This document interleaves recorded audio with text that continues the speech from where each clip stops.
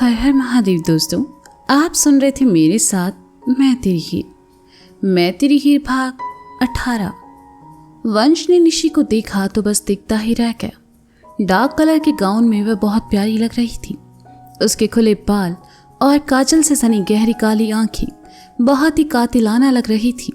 वंश निशी की तरफ आते हुए लड़खड़ाया लेकिन बच गया और निशी के साथ खड़ी पूर्वी ने धीमे स्वर में निशी से कहा, ये तो तुम पर फ्लैट हो गया है निशी। हाँ कुछ भी, निशी ने भी धीमे स्वर में कहा। वंश मुस्कुराते हुए निशी के पास आया लेकिन वह निशी के पास आते आते एकदम से पूर्वी की तरफ बढ़ गया और चौंक कर कहा, तुम यहाँ क्या कर रही हो? What do you mean? मुझे यहाँ निशी लेकर आई है, पूर्वी ने कहा। अरे निशी को खुद हमने बुलाया। कहते हुए वंश की नजर मुन्ना पर पड़ी। उसने देखा मुन्ना उसे ही घूर रहा है तो वंश ने तुरंत अपनी बात बदलते हुए कहा, मेरा मतलब तुम्हें यहाँ देखकर अच्छा लगा निशी को भी कंपनी मिल जाएगी। मुन्ना तुमने कैब बुक किया?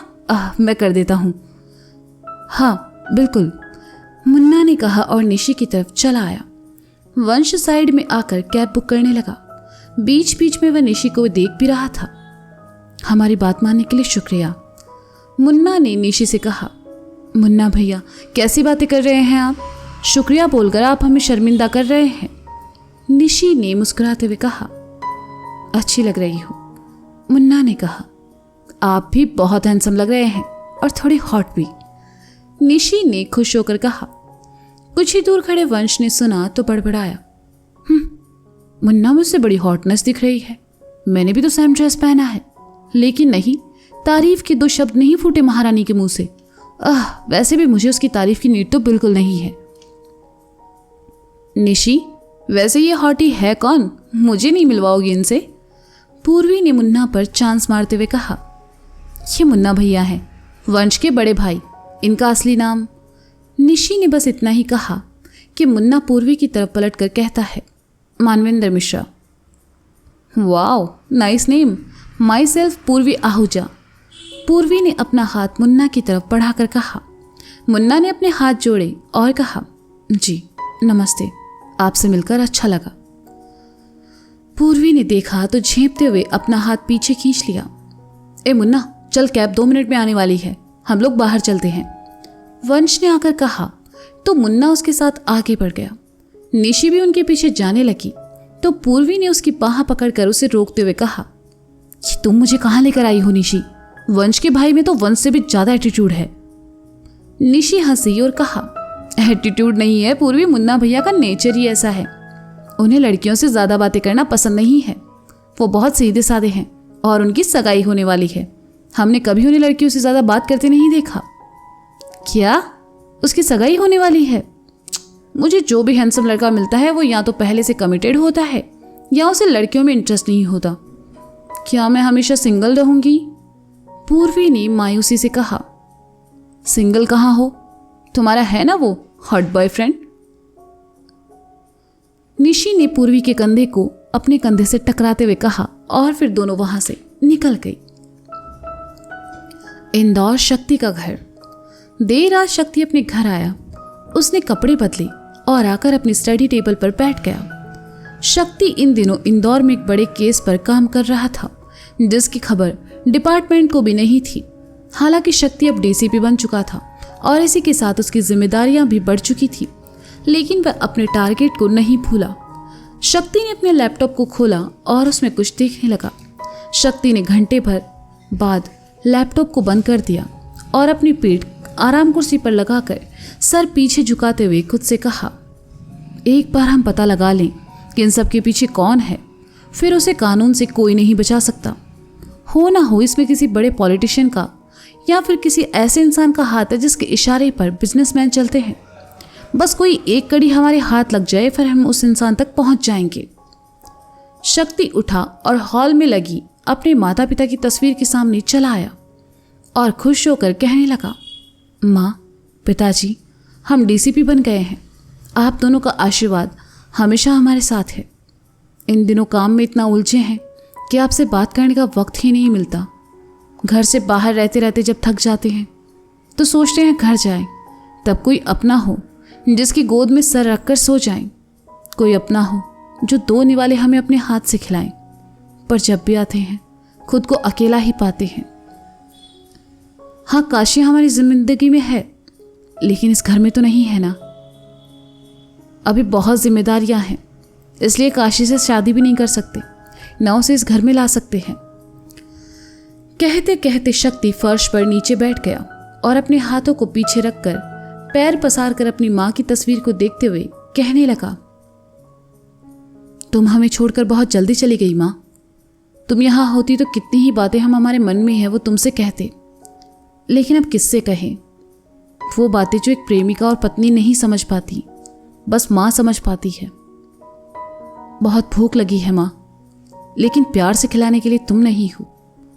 कहते कहते शक्ति की आंखों में आंसू भर आए और वह पीठ के बल वहीं जमीन पर लेट गया। मां की तस्वीर उसकी आंखों में आए आंसुओं को न देख ले, इसलिए उसने अपनी बाह को अपनी आंखों पर रख लिया। कुछ देर बाद ही शक्ति ने हाथ हटाया और तस्वीर की तरफ देखकर कहा, हाँ हाँ जानते हैं, जब तक खाना नहीं खाएंगे तुम्हें नींद कैसे आएगी। जा रहे हैं बनाने, आज हम वो दाल भात बनाएंगे जो तुमने हमें बचपन में सिखाया था। शक्ति उठा और वॉश बेसिन के सामने आकर पहले अपना मुंह धोया और फिर किचन की तरफ चला आया। शक्ति ने कुकर में काली दाल चढ़ा दी और पतीले में चावल उबलने के लिए रख दिए। उसने पास साथ में आलू काटे और उनकी भुर्जी बनाने लगा। कुछ देर बाद खाना तैयार था। शक्ति ने कुकर का ढक्कन खोला और सूंघ कर देखा। ये खुशबू बिल्कुल वैसी ही थी जैसी बचपन में उसकी माँ बनाया करती थी। खाना देखकर शक्ति की भूख बढ़ गई और उसने प्लेट में खाना लिया और आकर एक बार फिर अपनी माँ की तस्वीर के सामने बैठ गया। कुछ देर पहले जिन बातों से शक्ति का मन उदास था, अब वही शक्ति अपनी माँ की तस्वीर से अपने दिन भर का हाल बताते हुए खाना खा रहा था।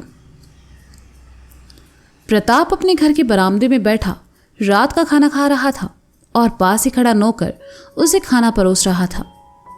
तनिक साग दो थोड़ा, प्रताप ने खाते हुए कहा। जी मालिक, कहते हुए नौकर ने प्रताप की थाली में साग परोस दिया।